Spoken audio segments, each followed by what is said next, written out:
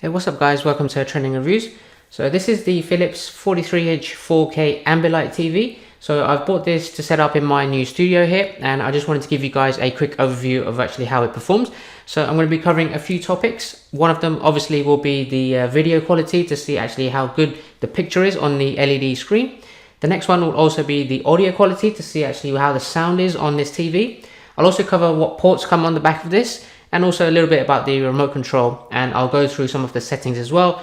And then at the end of the video, I'll give you a demo of actually the thing you're actually probably looking forward to, is actually the LED lights at the back of the TV, which make it an Ambilight TV. So let's just get, so just starting off with the remote control. It's pretty standard. It feels very light, made of plastic. Takes two AA batteries, and you can see that it comes with a dedicated Netflix button, which is pretty cool. And then you also have the very standard control buttons for the videos, which is the play, pause, fast forward, rewind. And you can also record from the TV straight onto a USB recorder as well. And then you can also go through various different apps that come on the TV using the smart TV button there as well. So pretty straightforward. That is the remote control. Okay, so just covering the ports at the back, you've got the power socket there on the left hand side of the TV. Moving on to the right hand side, here's some ports there right at the bottom. You've got the digital audio out port there. You also have the first USB port just at the middle there. And you also have a network connection port in case you want to directly connect to the internet using an Ethernet cable. You have a satellite and TV antenna ports there as well. And then you have your first two HDMI ports, which obviously will be the key ones.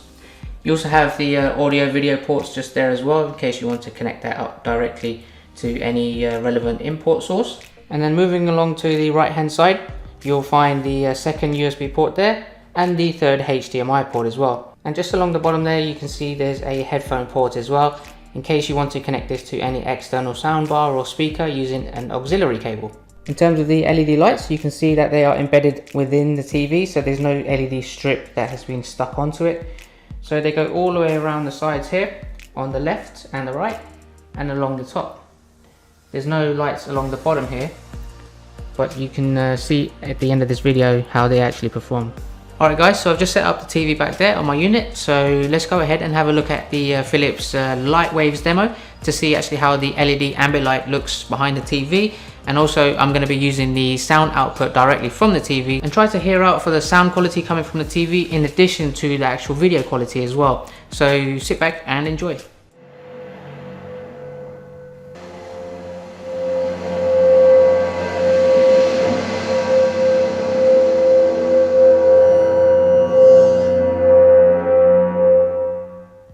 Okay, so I hope you enjoyed that demo guys. So in my opinion, the video quality is actually very good for an LED TV. It's not expensive as OLED or QLED TVs, but nonetheless, if you're in a small apartment or a studio, then it does an excellent job. Also, it depends on the lighting coming from the outside.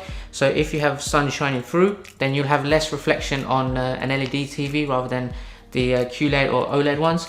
So for me, the quality is really good. There's some adjustments you can make through the picture settings on the TV to actually bring out that HDR plus option in there. So that really gives you that vibrant and high dynamic range of colors on the TV as well.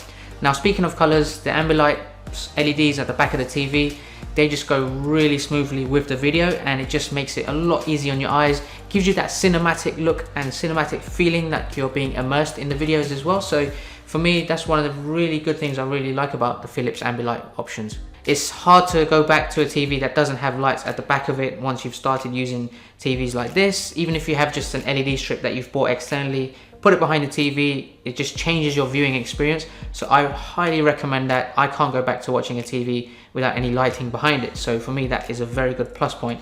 Now, in terms of the pricing, the 43-inch TV comes in at around £329, which is actually a very good price.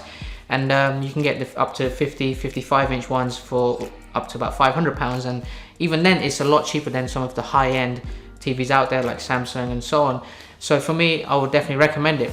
In terms of the audio, I actually was quite impressed. It wasn't the greatest audio, and usually I have soundbars and subwoofers set up with my TVs in general, but just the audio coming from directly inside the TV, I think it does a reasonably good job, especially since you're in a small studio or an apartment or a flat or anything like that. Then it's more than enough. But nonetheless, I would definitely get an external speaker as well, something with inbuilt subwoofers, just to give you that real bass to match the Ambilights and that cinematic experience. So overall, I think this is probably maybe 8.5 out of 10 for me. I would definitely give the other points to having maybe a better quality screen like an OLED one, and also a little bit more punchier sound and bass coming from the audio. So not the worst, but actually this is actually very good, and I would definitely recommend if you're on a budget to check this TV out. So thanks for watching, guys. Hopefully that was useful for you. If you have any other questions about this TV specifically, then do drop a comment below. Otherwise, I hope you subscribe, I hope you like this video, and I will catch you at the next one. Take care.